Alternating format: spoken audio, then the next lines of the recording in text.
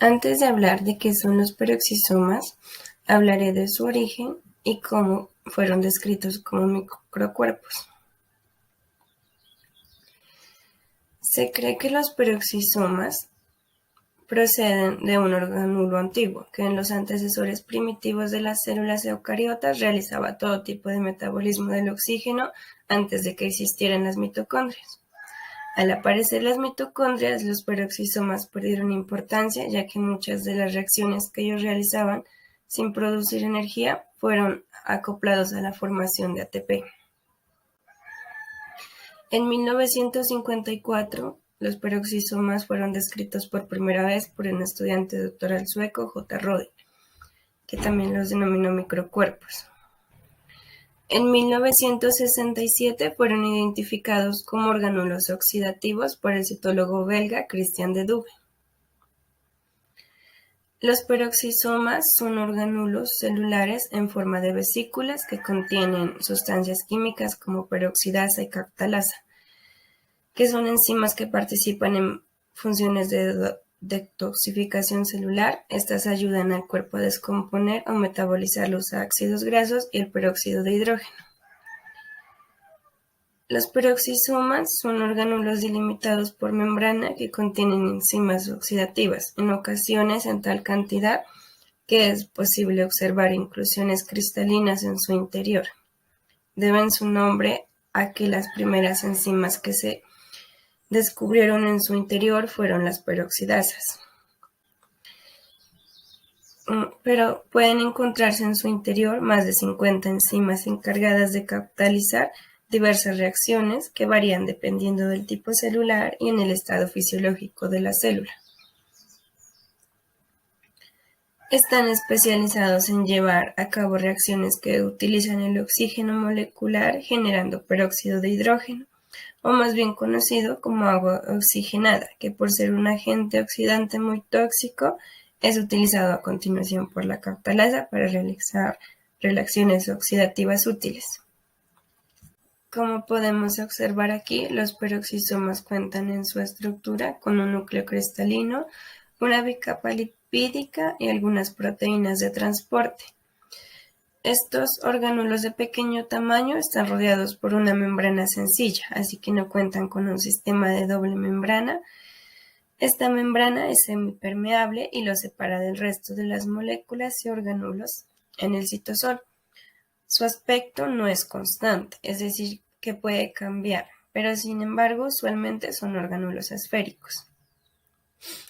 Gran parte de lo que hay en su interior, en especial las proteínas y enzimas, son sintetizadas en el citoplasma de la célula por medio de ribosomas libres. Estos no poseen un genoma propio, o sea que en su interior no hay ADN ni tampoco la maquinaria necesaria para su procesamiento de replicación, transcripción y traducción. Estos también se multiplican por división, que puede ser gemación o fisión. Como anteriormente lo dije, en su interior se pueden encontrar hasta 50 enzimas digestivas diferentes y sus productos secundarios que suelen ser peligrosos para las células. Su tamaño y número puede variar mucho entre una célula y otra, pues dependen de las condiciones intracelulares y del tipo de la célula. Los peroxisomas, al igual que los gluosomas y los gliosisomas, en conjunto son llamados microcuerpos. Los gliosisomas están presentes únicamente en las células vegetales y contienen enzimas que catalizan la conversión de ácidos grasos en azúcares, como el ciclo del glioxilato, que es por medio del cual las reservas lipídicas de las semillas se convierten en azúcares y así también se facilita transportarlas a los tejidos en crecimiento.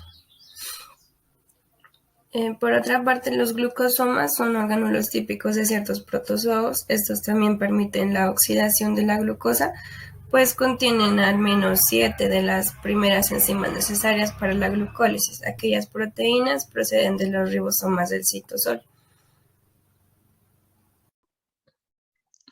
Bueno, tenemos la formación de los peroxisomas. La biogénesis o formación de los nuevos peroxisomas en una célula ocurre de dos formas. Tenemos por crecimiento y división de los preexistentes. Los peroxisomas crecen y se dividen por estrangulamiento. La maquinaria de fisión de los peroxisomas tiene mucha semejanza con la división de mitocondrias y cloroplastos, a pesar de sus diferentes orígenes evolutivos. El proceso de división de un peroxisoma empieza cuando sus membranas entran en contacto con las del retículo endoplasmático. Este contacto permite el transporte de lípidos de la membrana hacia el peroxisoma en crecimiento. Se producen dos nuevos que irán madurando su contenido proteico a medida que van incorporando proteínas desde el citosol.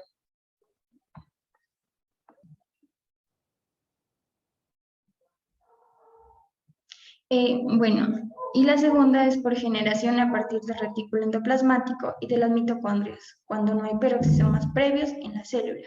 Bueno, las células son capaces de generar peroxisomas desde cero. A este proceso contribuyen vesículas provenientes desde el retículo endoplasmático y desde las mitocondrias en las células de los mamíferos, porque en las levaduras todas las vesículas provienen del retículo endoplasmático. Dichas vesículas, denominadas preperoxisomas, se fusionan y forman preperoxisomas que irán madurando a medida de que se incorporan moléculas desde el citosol. ¿Qué quiero decir con esto? Bueno, la hipótesis es que en ausencia de membranas de peroxisoma, en una célula las peroxinas se empiezan a sintetizar en el citosol y sus consecuencias de inserción en membranas buscan la más parecida a la de los peroxisomas, que pueden ser de las mitocondrias o las del retículo.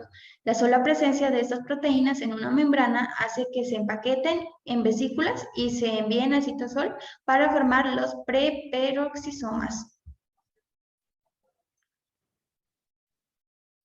Bueno, este esquema nos muestra el ciclo de vida de un peroxisoma en una célula.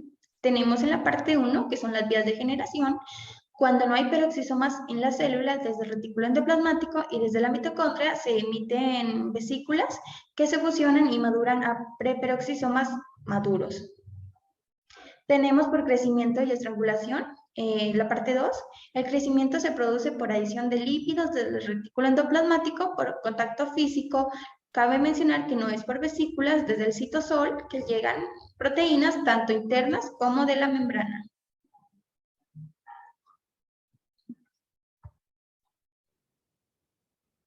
A continuación vamos a ver las funciones de los peroxisomas. Sabemos que los peroxisomas deben su nombre a que las primeras enzimas en ser encontradas en su interior fueron las peroxidasas, pero estos pueden contener más de 50 enzimas diferentes. El tipo de enzima y su concentración depende de la fisiología de la célula y del tipo celular. Los peroxisomas participan en una variedad de reacciones metabólicas. Tenemos reacciones oxidativas. En el interior de los peroxisomas ocurren gran variedad de reacciones de óxido-reducción. Esto es el intercambio de electrones entre un compuesto y otro, generalmente catalizado por proteínas con actividad enzimática. Las reacciones de óxido-reducción que se producen en los peroxisomas generalmente producen peróxido de hidrógeno. Este es un compuesto muy dañino para la célula. Pero sin embargo, en el interior de los peroxisomas existe una enzima llamada catalasa que se encarga de descomponer el peróxido de hidrógeno para formar agua o para emplearlo para oxidar otros compuestos. Bueno, tenemos el metabolismo energético. Los peroxisomas participan en la producción de ATP, que es la principal moneda energética de las células. Una forma en la que lo hacen es degradando ácidos grasos, que son de lo que están compuestas las grasas y muchos lípidos, digiriendo etanol, que también es un tipo de alcohol, y aminoácidos, que son los bloques de los que están conformados las proteínas. Cabe mencionar que en las células animales la degradación de los ácidos grasos ocurre en las mitocondrias y una pequeña porción es realizada por los peroxisomas, pero en las células de las levaduras y en la de las plantas, esta función es especialmente de los peroxisomas. Bueno, también encontramos la biosíntesis.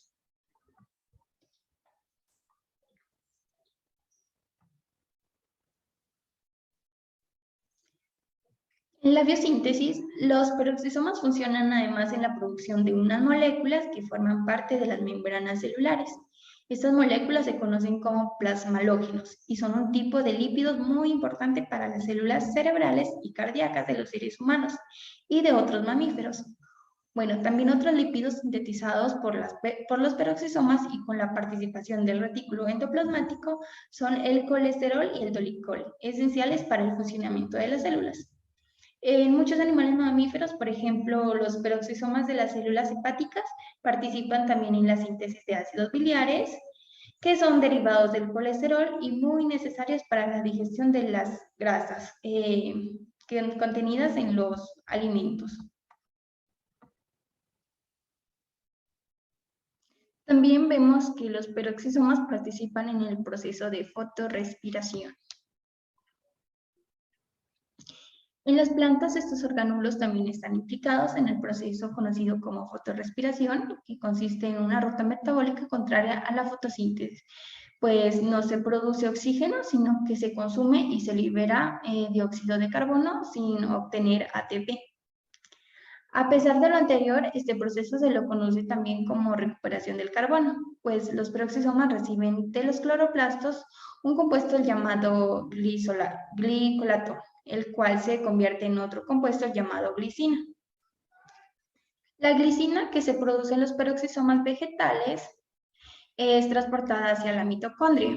En la mitocondria esta glicina se convierte en serina, otro aminoácido que es devuelto nuevamente al peroxisoma.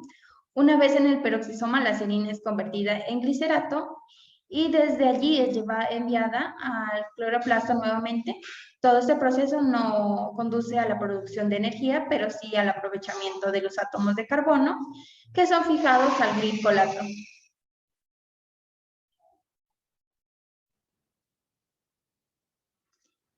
Y bueno, en las enfermedades asociadas a los peroxisomas encontramos las leucodistrofias. Dentro de este grupo encontramos aquellas enfermedades que se producen por un mal funcionamiento de la enzima del peroxisoma o las que se producen por defecto en la biogénesis del peroxisoma. Bueno, veamos algunas.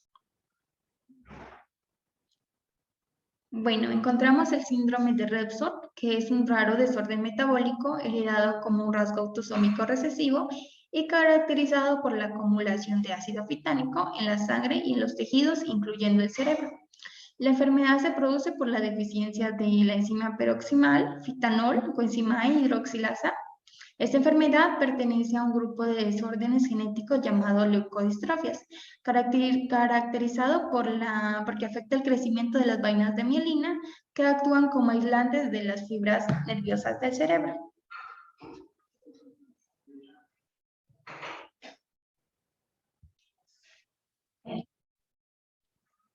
Tenemos el síndrome de Zellweger. Causa degeneración hepática, renal y del sistema nervioso central por alteración de algunas vías de los peroxisomas debido a la mutación en genes que codifican peroxinas. En el síndrome de Zellweger, la alteración de la biogénesis del peroxisoma hace que se produzcan déficits neurológicos que causan una amplia variedad de síntomas distintos en sistemas y funciones corporales. Bueno, al día de hoy no se conoce ningún tratamiento eficaz para esta enfermedad. La condrodisplasia rizomélica punctata tipo 1 es un tipo de enfermedad paroxismal por déficit en la biogénesis del organelo. Esta es una enfermedad genética de tipo autosómica recesiva con una prevalencia de 1 en 100.000 personas. Las características principales de esta enfermedad es que incluyen calcificaciones tipo punctata en cartílago iliano, catarata congénita, alteraciones en la longitud de miembros, deformismo facial, grave retardo del crecimiento y retraso en el desarrollo psicomotor. Es por eso que es un síndrome neoplásico, caracterizado por la presencia de múltiples calcificaciones puntiformes a nivel de grandes articulaciones. A las alteraciones de las articulaciones se suman otro tipo de malformaciones, como son las alteraciones cutáneas, disformas craneofaciales, talla corta neonatal o acortamientos de extremidades, cataratas y lesiones cardíacas. La adrenoleucodistrofia ligada al cromosoma X es un trastorno peroxisomal que produce la destrucción de los tejidos que envuelven los nervios denominado vainas de mielina. Esta produce disfunción axonal de la médula espinal que conduce a una paraplegia espástica, es decir, un grupo de trastornos neurológicos hereditarios y degenerativos que afectan principalmente a las células nerviosas en el cerebro o neuronas motoras superiores, lo que lo hace ser un tipo de afección hereditaria o genética que, como anteriormente lo he dicho, daña la membrana que aísla las células nerviosas del cerebro. También puede provocar insuficiencia suprarrenal y en algunos casos insuficiencia testicular. Cuando el cuerpo presenta esta enfermedad no puede descomponer los ácidos grasos de cadena muy larga y en consecuencia esto se acumula en el cerebro, el sistema nervioso y la glándula suprarrenal. También existen 3 tipos de esta enfermedad. Uno de ellos es cuando se da en la niñez, que puede ser entre niños de 4 y 8 años y puede traer consecuencias como ojos viscos, hiperactividad, convulsiones y ceguera. Otra es en la que se da en la etapa de la adolescencia o la adultez y puede traer consigo debilidad muscular, problemas con la memoria visual y finalmente el tipo de enfermedad también denominada de Addison, que es cuando la glándula no produce suficientes hormonas y esteroides y puede traer consecuencias como la pérdida de peso y masa muscular. Todos estos tipos de enfermedades se pueden identificar por medio de análisis de sangre, resonancias magnéticas y análisis de las células de la piel, pero aún así no se ha podido encontrar cura para ellas.